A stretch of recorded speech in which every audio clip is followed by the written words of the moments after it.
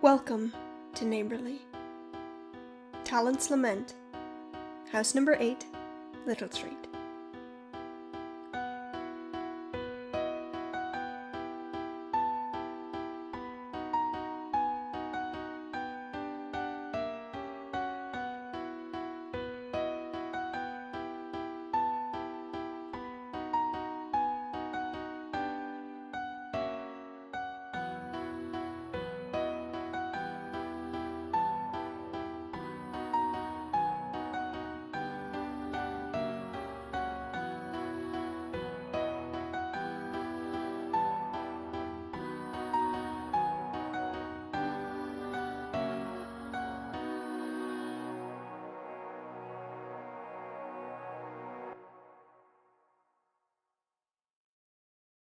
Feathers lose their luster after death.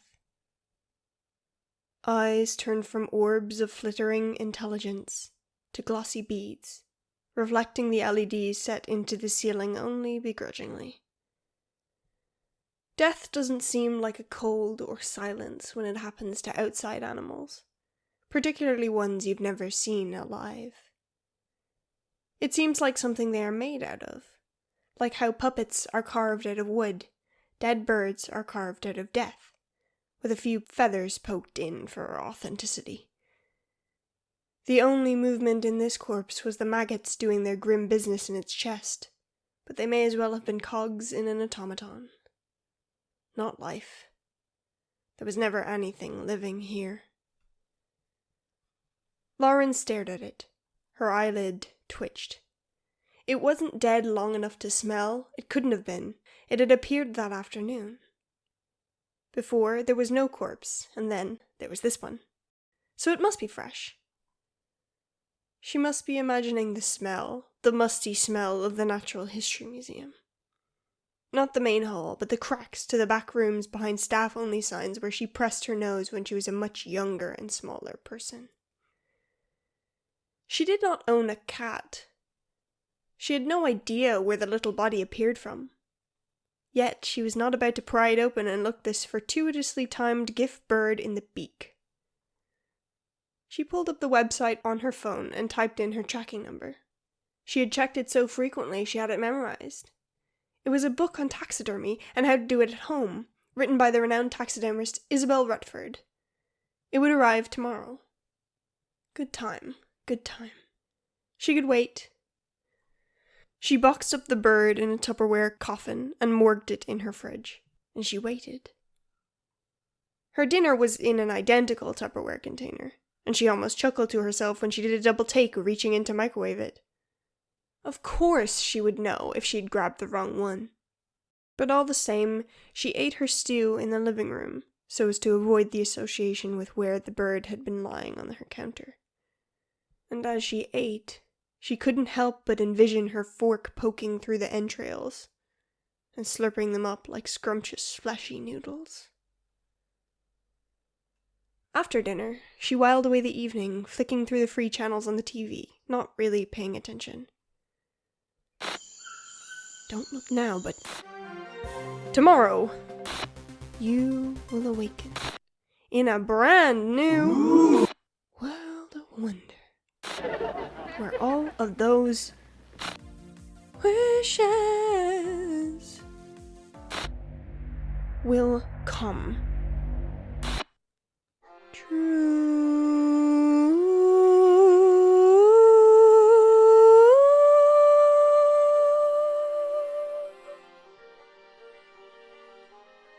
Lauren yawned and tucked the blanket under her legs, falling asleep right there on the sofa. She was awoken by the doorbell.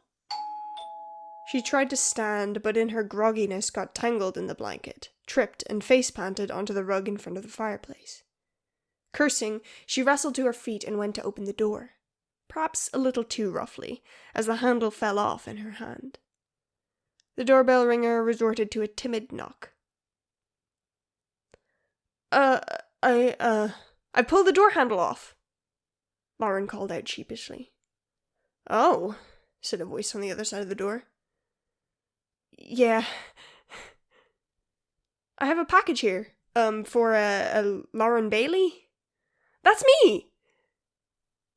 It's too big to fit through the letterbox. Right. I'll open the living room window, and you can pass it through?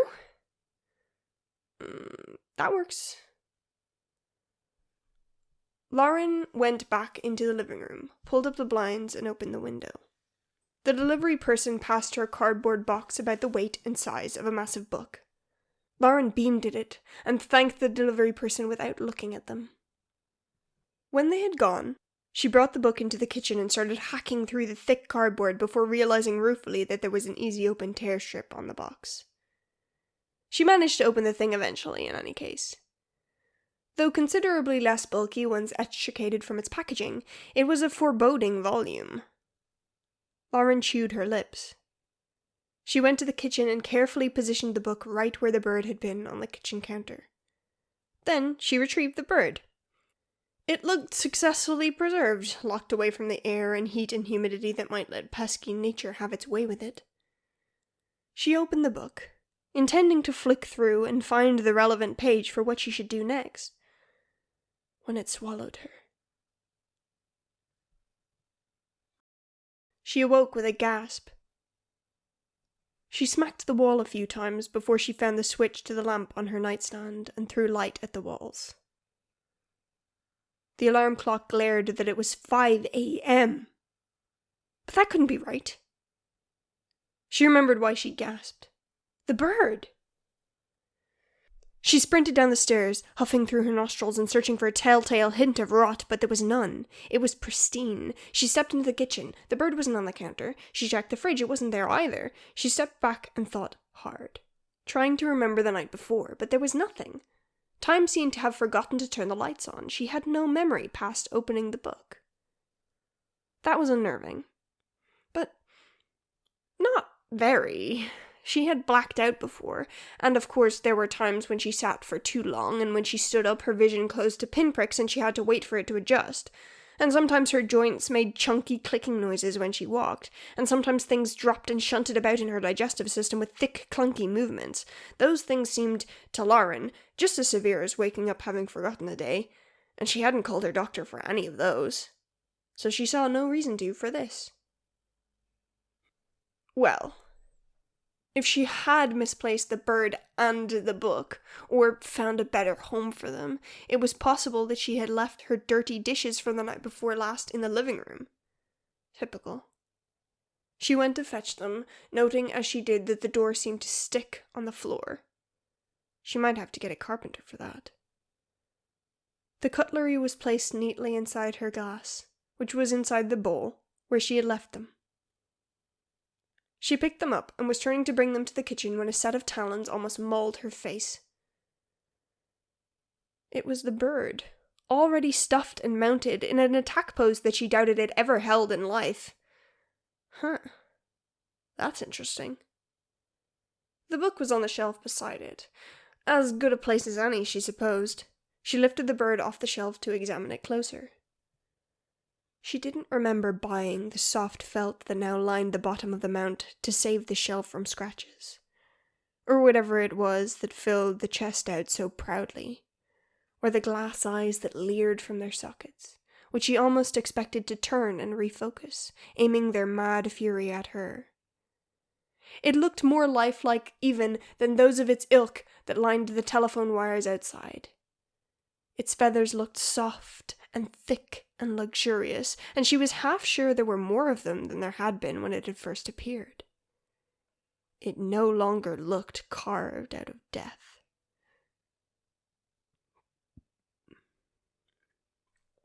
She carefully pulled at the feathers, looking for stitching or any evidence of fastening. She found none. She squeezed it, gently increasing the pressure in her grip. It was soft and rigid all at once.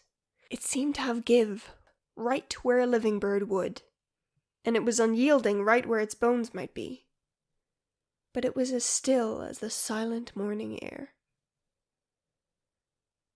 Lauren found that achievement of finishing such a project in one day an encouraging stride in her new hobby. And if she had gotten so engrossed in it that she barely remembered the time slipping by, well, all the better. And now, as she thought about it, yeah, she supposed she did remember parts of yesterday.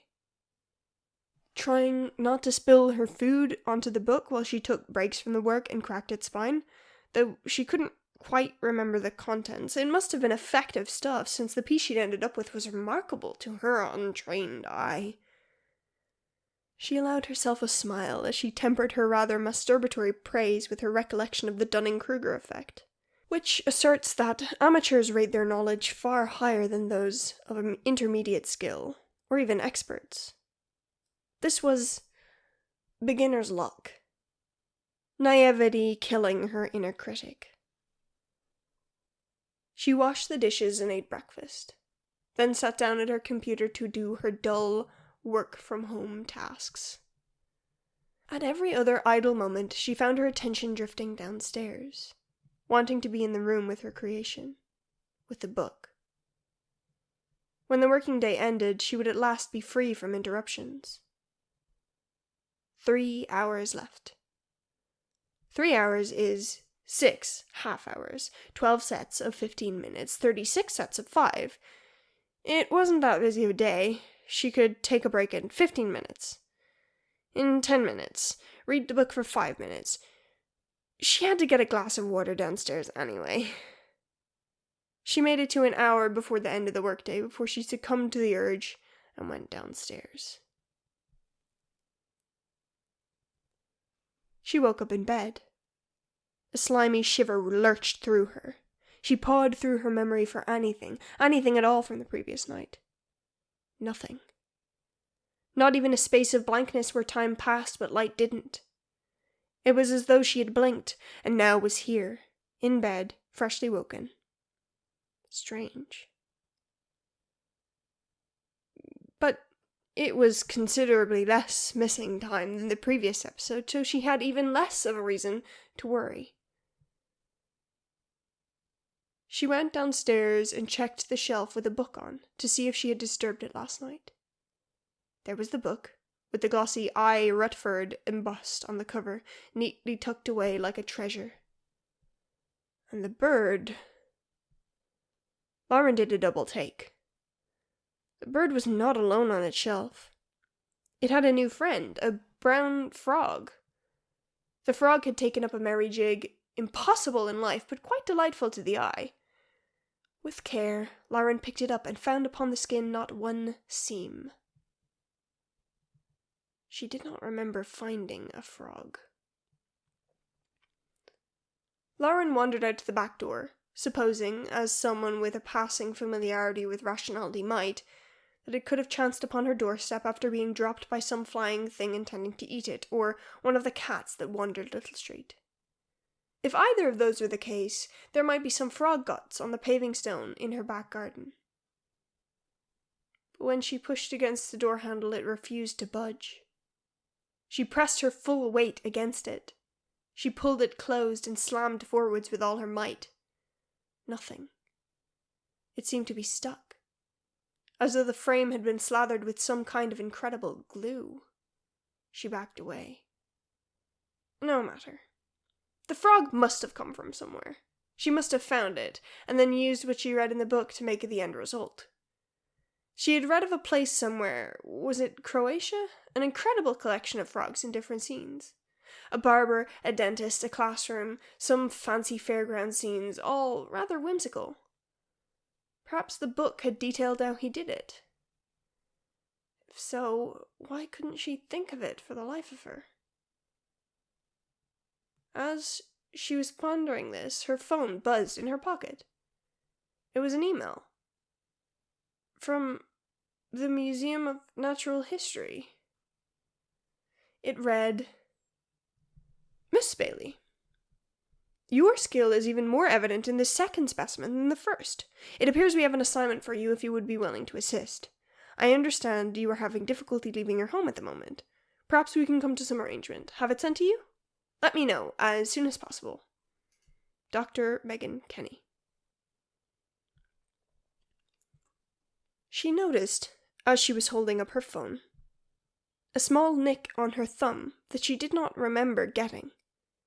It weeped ichor, like it had long given up on bleeding but stubbornly refused to scab over. Or perhaps she had been picking at it.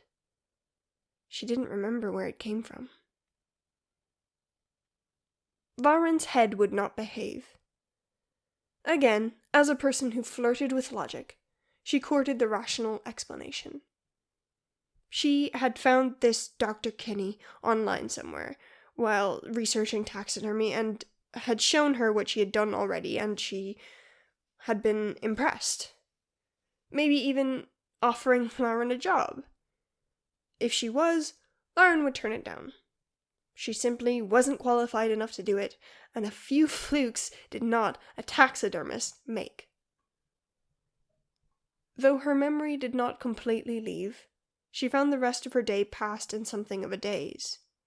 She tried to focus, tried to break from the stream of buzzing numbness and graze the dry banks of lucidity, but it didn't last long.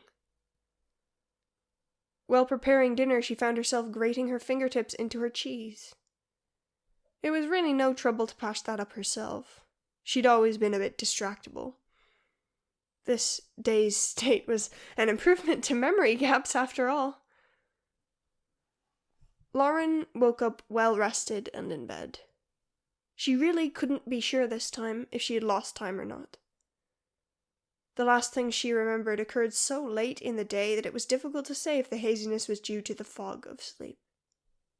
And so she continued on her day. She was just taking the bag of porridge oats out of the cupboard when her phone rang.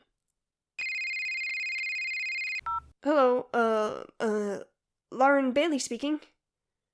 Where have you been? We've not gotten anything from you for the past 3 days. Lauren's blood ran cold. Who is this? It's your manager. Christ alive. Whatever weird hobby you've gotten into, drop it, okay? If you don't get into work soon, I'll have to fire you. Oh dear.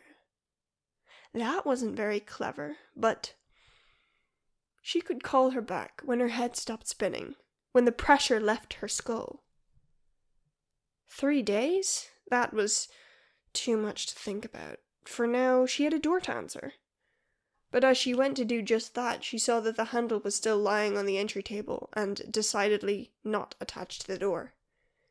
She conveyed this information to whoever it was, and received an impatient tongue click in return.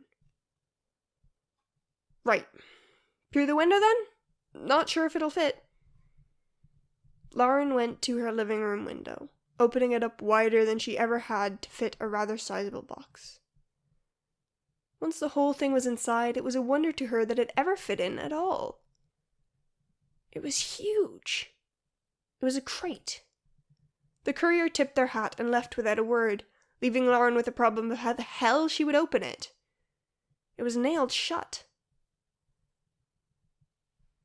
She chewed her thumbnail as she pondered this, which raised a stinging protest from the cut on her thumb, which was now a hot, angry red and fully sobbing at its mistreatment.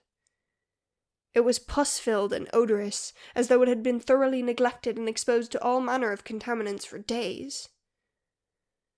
When her attention wandered back to the wooden box, the lid was loose, with the nails nowhere to be seen. She stared at it, wondering when that had happened. But then again, when had anything else happened? Why start questioning here? She shook her head and opened it. Inside was something musky and hairy, and on top of it was an envelope, and inside the envelope was a note. Miss Bailey, the Andean Ibex, as promised. We are excited to see what you can do. Kindest regards, Dr. Megan Kenny and Dr. Isabel Rutford. Lauren didn't notice her hands were shaking until she was on the floor. It felt as though her temples might contract and birth her brain. The room danced around, taunting her, and the ibex in the box seemed to shift, because now she could see the curve of its massive horns where she couldn't before. She had to do this. She couldn't do this. She didn't know how. She did all those other ones, so why not this? What if it turns out terribly? It will turn out terribly. Like the Exi Homo and Borgia, she will make the Natural History Museum a laughingstock. Isabel Rutford. Rutford told her to do it, instead of doing it herself. What did Lauren Bailey possibly know that Isabel Rutford didn't? Nothing. Nothing. And yet here was Rutford telling Lauren to do it, to make the Andean Ibex displayable. No. She had to do it. She had to do it better than anything else she had ever done in her life. But she couldn't do it. Didn't know how. How? She had forgot doing it. She had to do it without knowing. But how? The book knew how. She ran to the book, lunged across the room towards it, barely noticing the shelves were stacked high with every little creature she could name. The wren, the robin, the red squirrel, the pine marten, all perfectly posed in a lively scene, barely noticed that the Andean ibex seemed to sit up in its box as though affronted by being ignored. No, her mind held only the book. And she did not wake up in bed.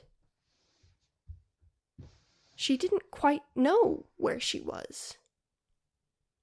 Her back was against something hard. She realized she could feel her knees pressed up against her chest, pressing on something hard, but that was fine. It wasn't uncomfortable. It was nice, actually. The pain from her body had gone, even from her fingers and from the cut on her thumb. She was well made. She smiled with satisfaction as she realized she could not feel any stitches. Wait. That was wrong. She shouldn't be in the box. What stitches? Wait. Something was moving. She was being moved. Oh. She went to hold her breath and realized aghast that breath wasn't coming. But Lauren, surely that removes the need to hold it. A good thing when you want to be quiet. Oh. Attempting to kick the box open is not a good way of remaining quiet. Why are you disappointed that it isn't working? Saved from your own foolishness by a lack of muscles, I would have expected you to be glad.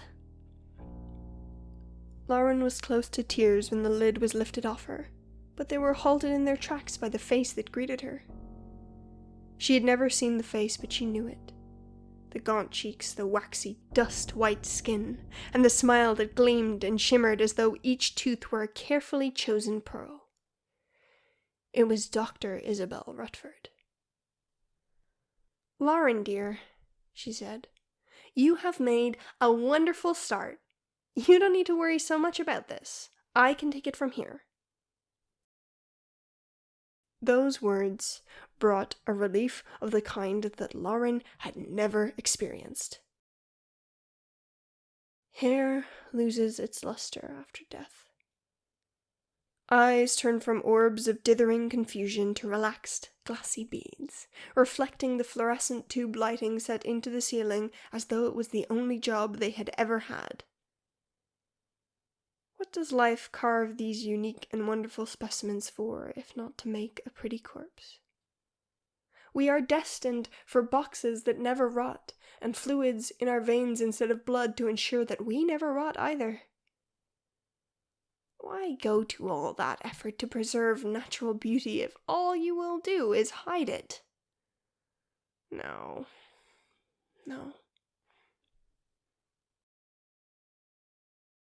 Neighborly is distributed under a Creative Commons Attribution Share-alike 4.0 international license. Today's house was written and edited by Matthew O.K. Smith, with music by Alex Schwartz and art by CloudyAppleArt. The narrator is voiced by Matthew O.K. Smith. To find out more, visit neighborlypod.card.co or follow us on social media at neighborlypod. If you enjoyed listening today, information on how you can support us will be included in the episode description. Most of all, we would appreciate it if you told a friend, because they might tell a friend. And they might tell a friend. And who knows? Eventually, God might finally listen to us. Today's message in a bottle is for Eden. It reads, "Dear Eden, please defrost the chicken. Due to my being lost at sea, I'll be coming home late today. Can we rewatch The Terror when I get home? See you soon. Love you." Well, Eden, you know what to do. Thanks for listening. Come back soon.